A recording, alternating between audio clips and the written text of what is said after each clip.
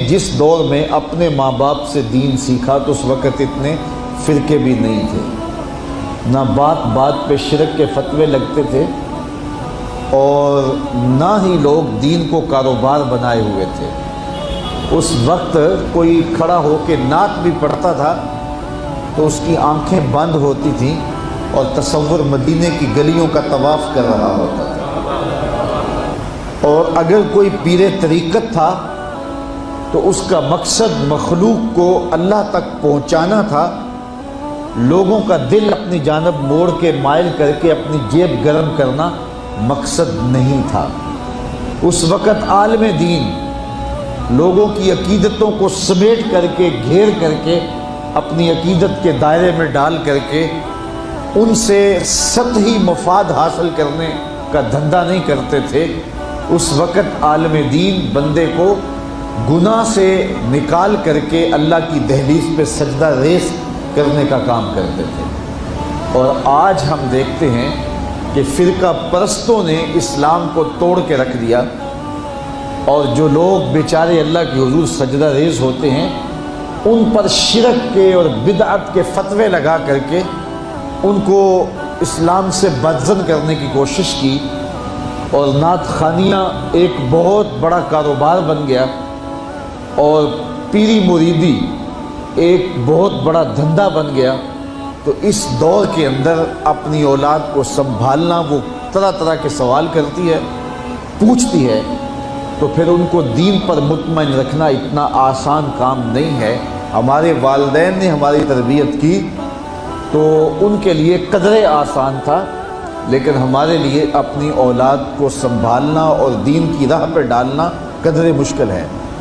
لیکن ہمارے والدین نے جو آسان کام کیا تھا اس کے لیے بھی بڑی محنت کی تھی، اور ہم اپنی اولاد کے لیے کیا اتنی محنت کر رہے ہیں جتنی محنت ہمارے والدین نے ہمارے اوپر کی تھی۔ تو اگر ہم نہیں کر رہے تو پھر ہماری اگلی اولادیں یا ان کی اگلی نسلیں پھر کن ہاتھوں میں ہوں گی؟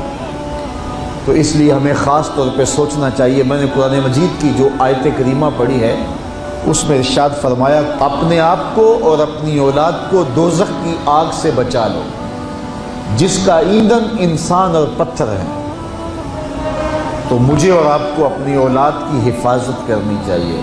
بعض اوقات ہم وطن چھوڑ کے یہاں آتے ہیں اس لیے کہ ہماری اولادوں کا مستقبل ٹھیک ہو جائے۔ ہم خود پردیس کاٹ لیتے ہیں، تنہائیاں کاٹ لیتے ہیں، اذیتوں سے گزر جاتے ہیں، لیکن اولاد راہ مستقیم سے بھٹک جاتی ہے۔ تو ہم نے ان کی دنیا کی زندگی کی تو سنوار دی، لیکن جو حقیقی ابدی اور سرمدی زندگی ہے جو کبھی ختم ہونے والی نہیں ہے تو وہ برباد ہوگی۔ تو ہم نے اپنی اولاد کا بھلا نہیں کیا ہے، اپنی اولاد کا نقصان کیا۔ تو ہمیں چاہیے کہ ہم اپنی اولادوں کی حفاظت کریں، اور اولادوں کی حفاظت کیا ہے؟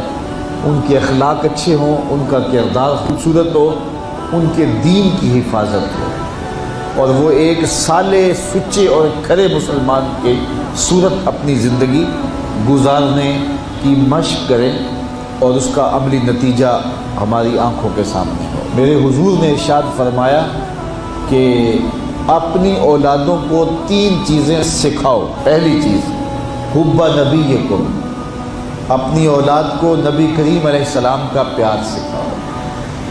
دوسری چیز وحب اہل بیت ہی، اور حضور کے اہل بیت کا پیار سکھاؤ۔ اور تیسری چیز وتلاوت القرآن، انہیں قرآن مجید کی تلاوت کرنا سکھاؤ۔ یہ 3 چیزیں آپ اگر بچپن سے ہی اپنی اولاد کے اندر داخل کر چکے تو پھر آپ کامیاب ہوئے۔ یہ بات ذہن میں رکھیے کہ ہم اس وقت متوجہ ہوتے ہیں اولاد کی تربیت کے لیے جب وہ ہمارے ہاتھ سے نکل چکی ہوتی ہے۔ ہمارے گھروں میں ہماری صبح کا آغاز قرآن مجید کی تلاوت سے ہو تو پھر خیر و برکت کے قافلے ہمارے گھروں میں اتریں گے۔ قرآن ہماری زندگی کو بدلنے والی کتاب ہے۔ جب ہمارا ربط اس کتاب سے ہو جائے گا، پختہ تعلق اس کتاب سے قائم ہو جائے گا، تو پھر زمانے کی تیز آندھیاں بھی ہمارے پائے استقلال میں لغزش نہیں لا سکتی ہیں، نہ ہمارے عقائد میں خرابی آ سکتی ہے، نہ ہمارے عمل میں کمزوری آ سکتی ہے۔ اس لیے ہمیں معمول کے طور پہ قرآن مجید کو اپنی زندگیوں میں شامل کرنا چاہیے اور اپنی اولاد کو اس کا خوگر بنانا چاہیے۔